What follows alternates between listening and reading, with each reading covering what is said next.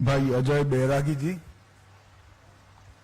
भाजपा के राष्ट्रीय महासचिव और द्वीप समूह के संगठन के प्रभारी श्री वाई सत्या कुमार जी, भाजपा के पूर्व अध्यक्ष और राष्ट्रीय कार्यकारिणी के सदस्य विशाल जॉली जी, हमारे पूर्व सांसद और द्वीप समूह के लोकप्रिय नेता विष्णुपाद रे जी, श्री ज्योतिर्मय जी, श्री के रामदास जी, डीसी अरुणागिरी जी, श्रीमती शीला सिंह जी, संजय कुमार सिंह, बी ईश्वर राव, श्री प्रकाश अधिकारी जी, एम विनोद जी, एस मूर्ति जी और आज इस सभागार के अंदर उपस्थित भारतीय जनता पार्टी के प्यारे कार्यकर्ता भाइयों बहनों को मेरा नमस्कार। 2 दिन से द्वीप समूह के अलग अलग कार्यक्रमों में मैं यहां उपस्थित रहा हूं। अभी भी एक हार्बर से कुछ एरिया का भ्रमण कर रात को संगठन के साथ भी 2 बैठकें हैं। कल भी कुछ सरकारी मीटिंग्स कर मैं लगभग 12 बजे के आसपास दिल्ली की ओर जाऊंगा। ये कुल मिलाकर 3 दिन का दौरा मेरे लिए भी चिरस्मरणीय रहने वाला है। मैं 2016 में पहली बार यहां आया था, तब पार्टी का अध्यक्ष था और उस वक्त वीर सावरकर जी की स्मृति में एक अखंड ज्योत भारत सरकार की ओर से प्रज्वलित की जा रही थी। वो अखंड ज्योत का प्रज्वलन और वो स्थान का उद्घाटन करने के लिए मैं यहां आया था।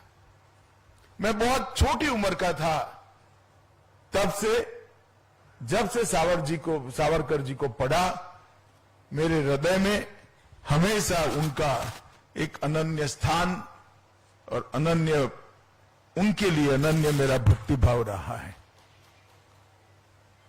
मैं मन से मानता हूं कि इतनी उत्कृष्ट राष्ट्रभक्ति शायद ही ईश्वर ने किसी व्यक्ति के दिलो दिमाग में दी होगी जितनी वीर सावरकर में थी।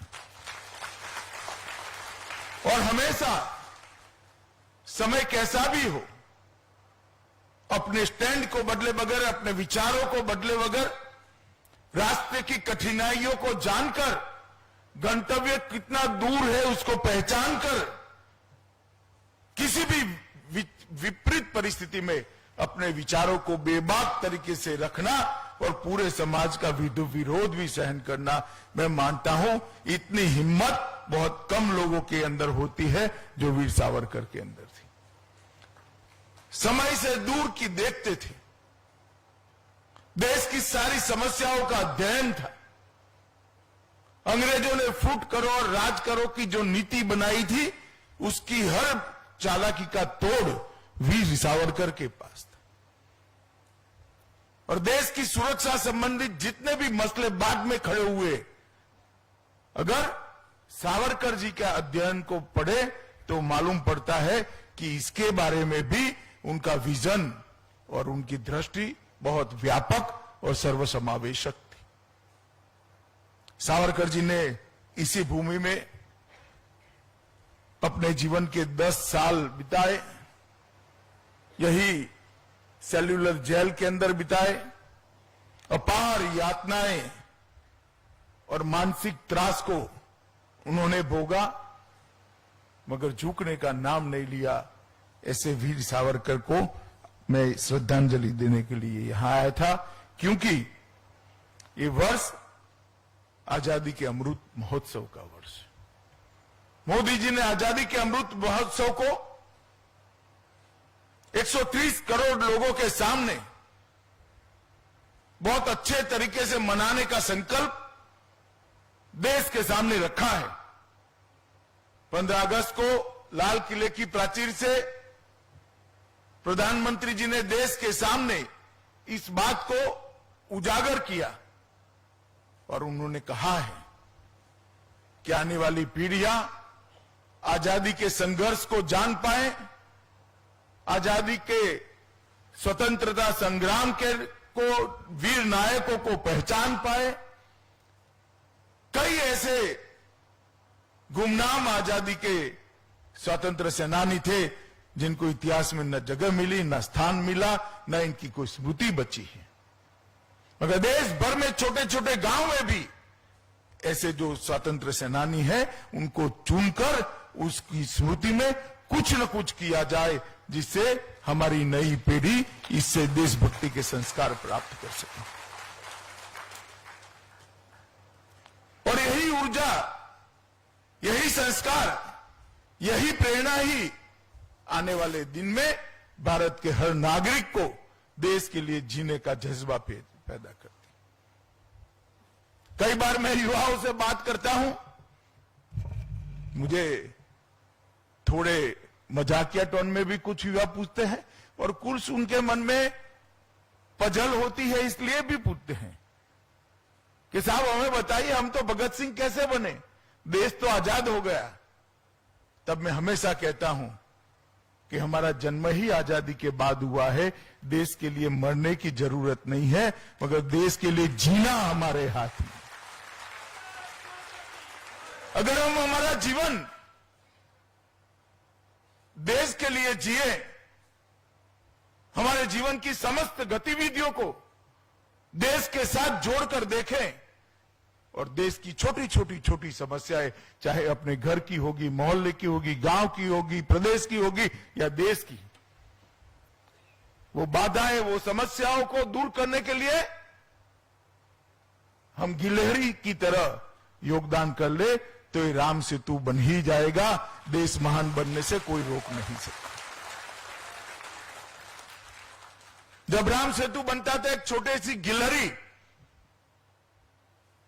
समंदर में जाती थी, अपने शरीर को गीला करती थी, रेत के अंदर अपने आप को घुमाती थी और फिर राम सेतु पर जाकर वो रेत को वहां डालकर वापस समंदर में जाती थी। जब नल नील ने देखा,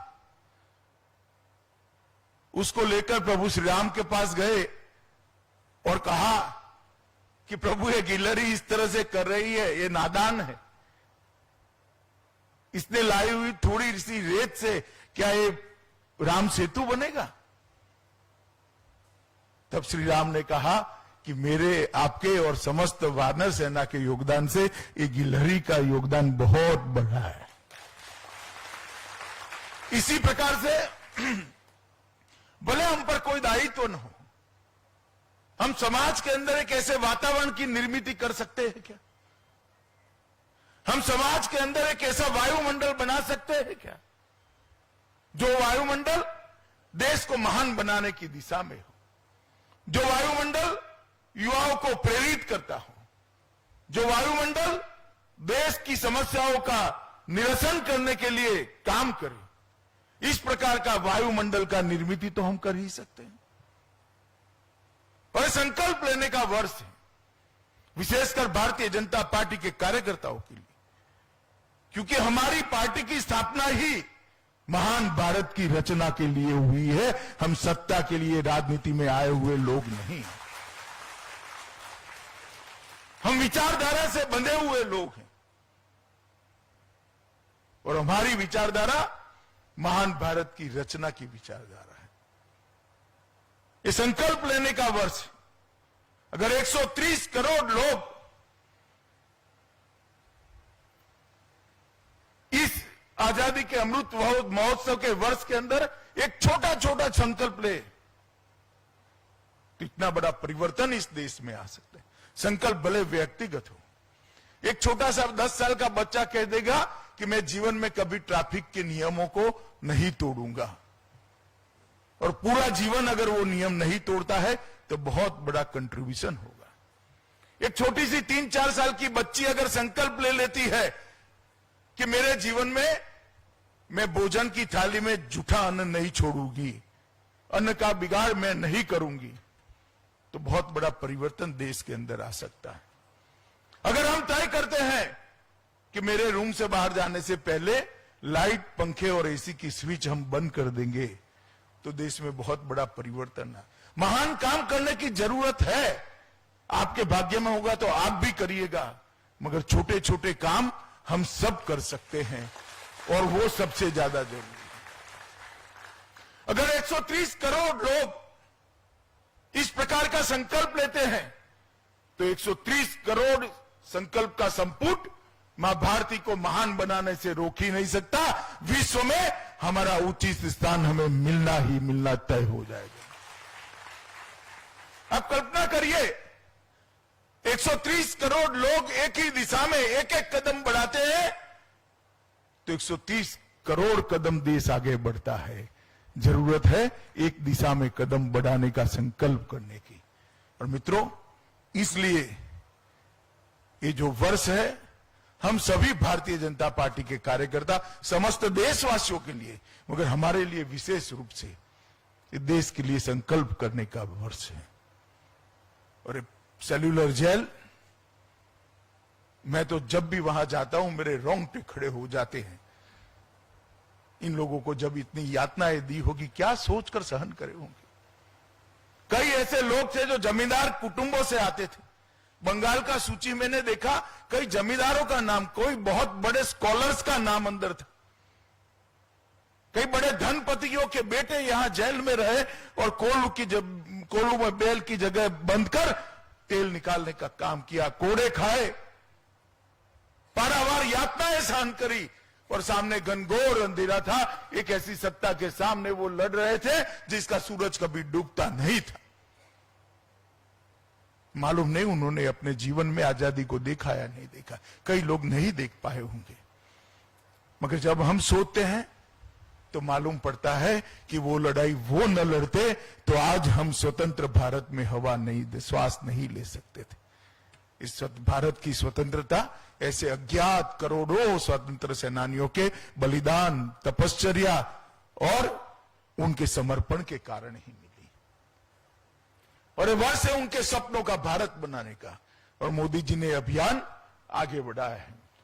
मेरे आज अंडमान निकोबार के सभी साथियों को अपील करने आया हूं कि आजादी के अमृत महोत्सव का जो वर्ष है, हम भारतीय जनता पार्टी के कार्यकर्ता अपने आप को भारत माता को पुनर्समर्पित करें और पूरा जीवन भारत माता को आगे बढ़ाने के लिए काम करें। ये संकल्प लेने का वर्ष आज हमारे लिए है, दिन आज हमारे लिए है।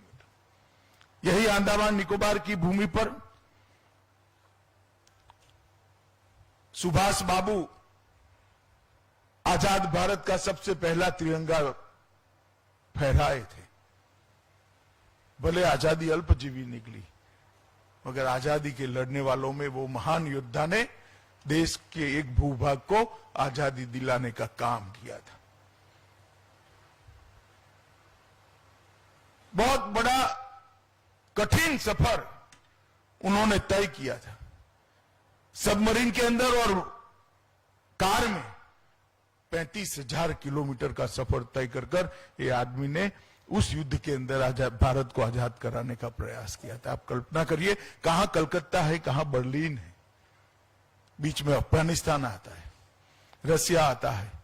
ये सब घूम घाम कर अंग्रेजों से नजर बचाते बचाते बर्लिन पहुंचे और आजाद हिंद भारत की स्थापना की। सिंगापुर पहुंचकर वहां सरकार बनाने का काम किया। वो महान व्यक्तित्व, वो आजादी का महान सेनानी भी इस भूमि पर खड़ा होकर बोला था कि मेरे जीवन में मैंने आजाद भारत का तिरंगा फहराते देख लिया, मेरा जीवन सफल हो गया। ये वो भूमि, अंडमान निकोबार वो भूमि। और जब भी मैं यहां आता हूं, अफसर भी बोल जाते हैं, लोग भी बोल जाते हैं। नॉर्थ ईस्ट में जाता हूं तब भी अफसर भी बोल जाते हैं, लोग भी बोल जाते हैं। यहां बोलते हैं आइलैंड और मेनलैंड, और नॉर्थ ईस्ट में कहते हैं नॉर्थ ईस्ट और मेनलैंड। मैं अंडमान निकोबार वाले को, सभी भाइयों बहनों को, जनता को भी कहना चाहता हूं, यही मेनलैंड है, ये कोई आइलैंड नहीं। ये भारत का दबकता हुआ हृदय है, यही मेनलैंड है, ये भारत का हिस्सा है। जितना मैं जिस गुजरात से आता हूं इतना ही महत्वपूर्ण हिस्सा मेरा यह अंडमान और निकोबार है। मैं भी इसको अपने साथ जोड़ता हूं,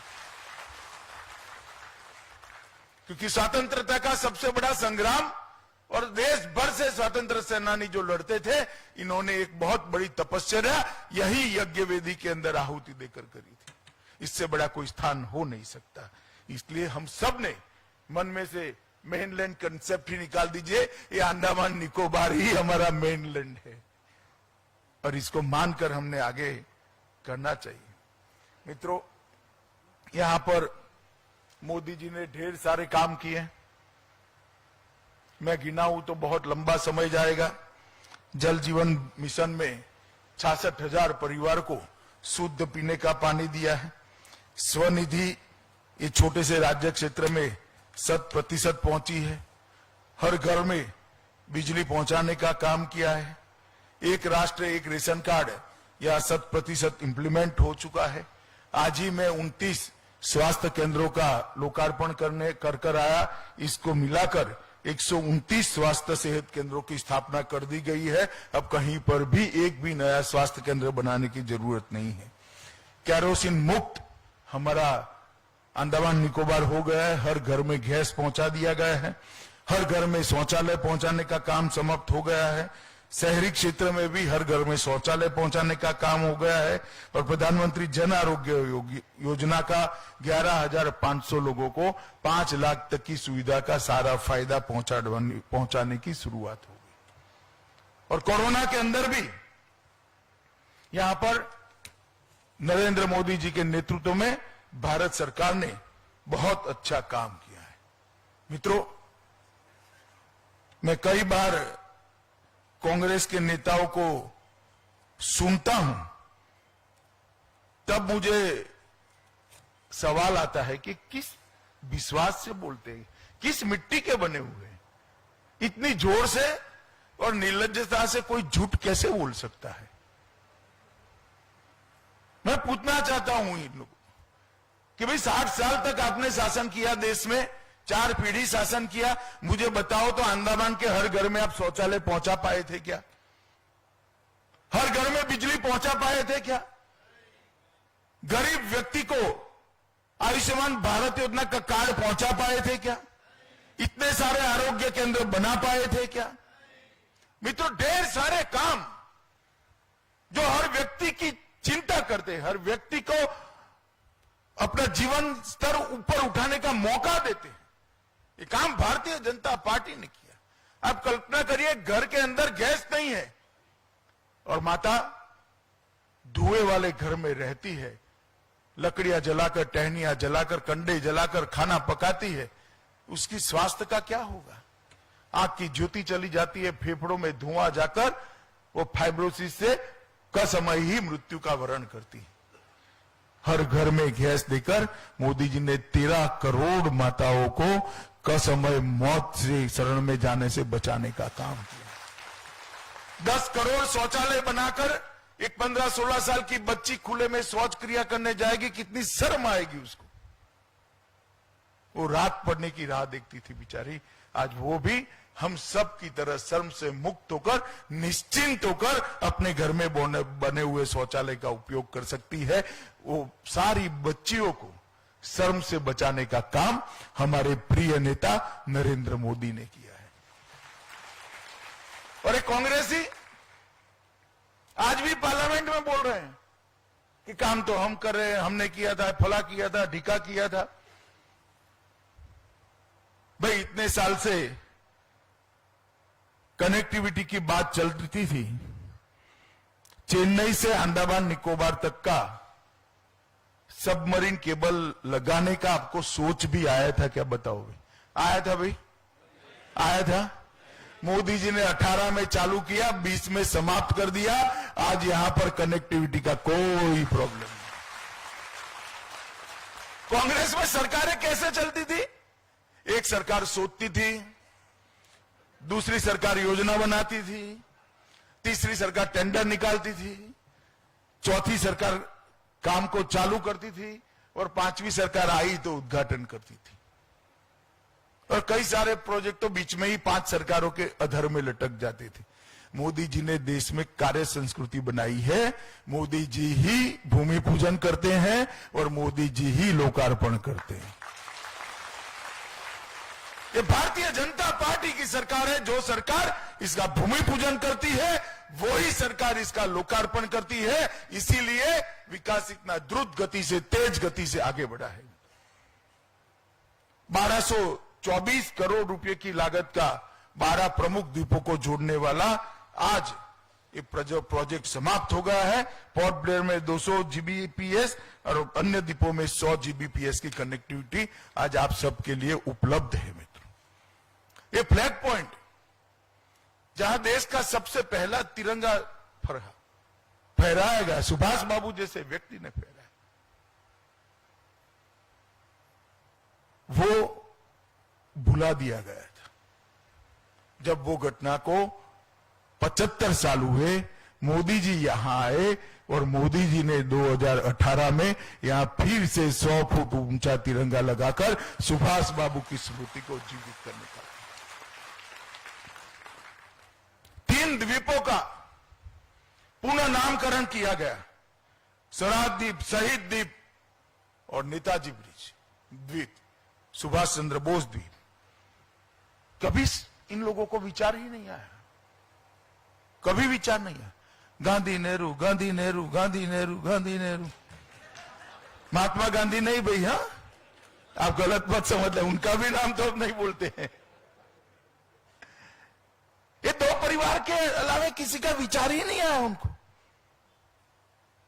नरेंद्र मोदी जी ने दुनिया की सबसे बड़ी सरदार पटेल की प्रतिमा बनाकर सरदार पटेल को उचित सम्मान देने का काम किया। सुभाष बाबू के जन्मदिन को पराक्रम दिवस नाम देकर आज पूरी सरकार मना रही है। देश के करोड़ों करोड़ों बच्चों और युवाओं को सुभाष बनने की प्रेरणा देने का काम ये भारतीय जनता पार्टी की सरकार करती है। ढेर सारे काम लटके हुए थे। मुझे कोई जवाब दे, अंडमान निकोबार के कांग्रेसी थोड़ा, कि भाई आप क्या करें, जरा बताओ ना मुझे, आप क्या करें। अक्षय ऊर्जा परियोजना 20 मेगावाट का ground mounted solar power plant की स्थापना शुरू हो गई है। इलेक्ट्रिक कारें और बसें ढेर सारी मात्रा में यहां भेज दी गई है। कल गोगो फेरी का मैंने ही उद्घाटन किया और 500 यात्री और 150 टन मालवाहक जहाज को भी अंडमान निकोबार प्रशासन को दे दिया है। सभी घरों में स्मार्ट मीटर लगाने का काम पूरा हो गया है। धनी खाड़ी बांध की ऊंचाई बढ़ाई है। मेडिकल कॉलेज की स्थापना करी है। कोई जरा हिसाब तो मांगो भाई, आप लोग क्यों नहीं मांगते बताओ। मांगना चाहिए या नहीं मांगना चाहिए? मांगेंगे। 12 के 12 द्वीपों पर इसका कच्चा चिट्ठा लेकर जाइए और कांग्रेसियों से हिसाब मांगिए कि आपने क्या किया बताओ भाई। ये तो सारा हमारी सरकारों ने किया। क्या किया आपने? भारतीय जनता पार्टी के कार्यकर्ता गौरव के साथ जाए। मैं आपको बताता हूं, आपने चुनी हुई सरकार ने 7 साल में ऐसा काम नहीं किया कि जिसके कारण शर्म से आपका सर झुके। ऐसा काम किया है कि सीना तान कर, उन्नत मस्तक कर देश के सामने आप जा सकते हो। इस प्रकार का काम करा। बहुत बड़े, आज भी लगभग 1000 करोड़ के प्रोजेक्ट का मैंने या तो लोकार्पण किया या तो उसका भूमि पूजन किया है। और मैं कहकर जाता हूं कि किस में है 22 के अंत पहले ये सारे प्रोजेक्ट समाप्त हो जाने। विकास को जमीन पर उतारने का काम नरेंद्र मोदी जी ने किया। यहां कई सारे जनसंघ के समय के कार्यकर्ता होंगे। जनसंघ से लेकर आज तक कोई भी मैनिफेस्टो आप उठाकर देख लीजिए, 3 चीजें कॉमन निकलेगी। 19 तक का मैं अध्यक्षता मैंने भी रखा था। 3 चीजों को 3 चीजें कॉमन निकलेगी कि हम सत्ता में आएंगे तो धारा 370 और 35 को हटाएंगे। हम सत्ता में आएंगे तो अयोध्या में भव्य श्री राम का मंदिर बनाएंगे, और हम सत्ता में आएंगे तो ट्रिपल तलाक का कानून को समाप्त करेंगे। रखते थे या नहीं रखते थे भाई? जरा जोर से बोलो यार, रखते थे या नहीं रखते? दोबारा पूर्ण बहुमत मिला। मोदी जी ने 6 महीने के अंदर तीन चीजें हमारे घोषणा पत्र से समाप्त की। धारा 370 भी हट गई। श्री राम जन्मभूमि के भव्य मंदिर का शिलान्यास मोदी जी ने अपने हाथों से किया, और 303 तलाक का अन्यायी कानून जो मुस्लिम माताओं बहनों को अन्याय करता था, उसको भी निरस्त करने का काम मोदी जी ने कर दिया।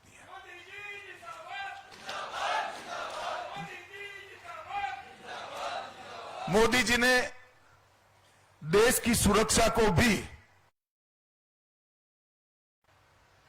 मैं फिर से यहां आने वाला हूं कुछ समय के बाद, आज थोड़ा हड़बड़ी में हुआ है, मौसम भी ठीक नहीं था, बहुत सारे कार्यकर्ता आ नहीं पाए हैं, मगर अगली बार कार्यक्रम की शुरुआत ही कार्यकर्ता सम्मेलन से करेंगे, तो पूरा समय आपके लिए मिलेगा।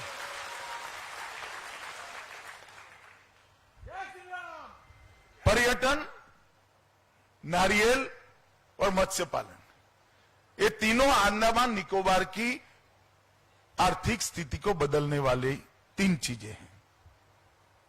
मैं फिर से रिपीट करता हूं, पर्यटन, मछली पालन और नारियल, ये तीनों के संपूर्ण दोहन के लिए मोदी जी ने एक योजना बनाई है, और बहुत अल्प समय के अंदर मोदी जी इसकी घोषणा करेंगे। पर्यटन के लिए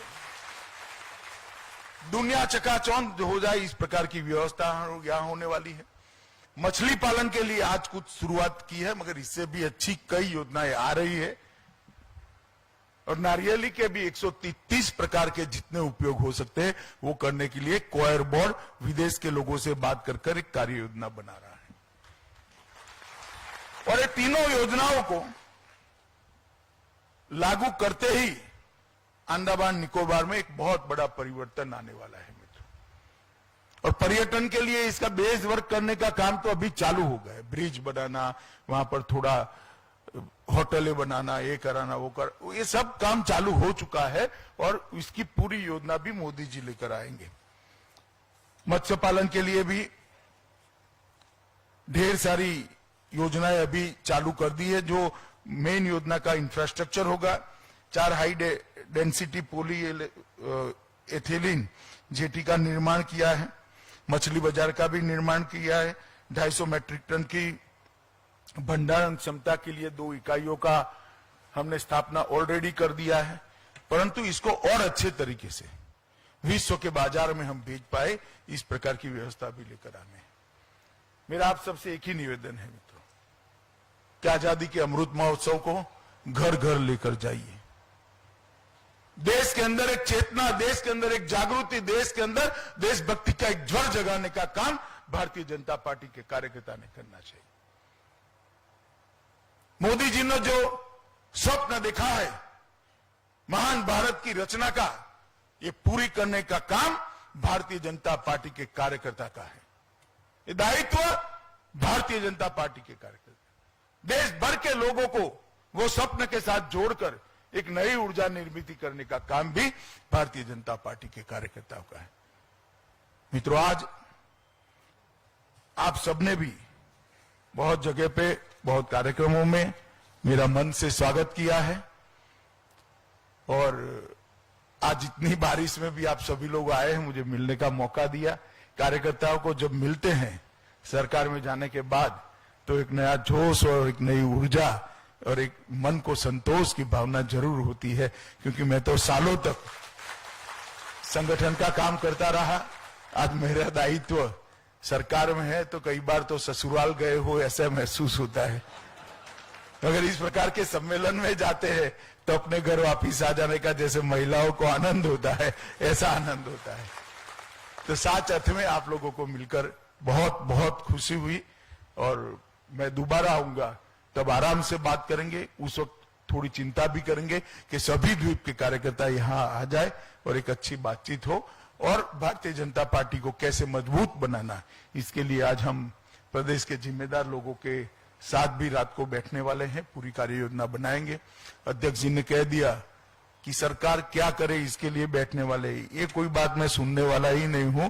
भारतीय जनता पार्टी कैसे मजबूत बने इसके लिए मेरे साथ उनको बैठना है। तो काम का एजेंडा है तो लेकर दिल्ली आइएगा। मैं मेरे एजेंडे से आया हूं, यहां भारतीय जनता पार्टी को मजबूत करना और हमारा आजादी का अमृत महोत्सव का जो काम है उसको लोगों तक पहुंचाना। आप सबका बहुत बहुत धन्यवाद। साच अर्थ में आपको मिलकर मन को बहुत शांति की अनुभूति हुई, आनंद भी हुआ। वंदे मातरम।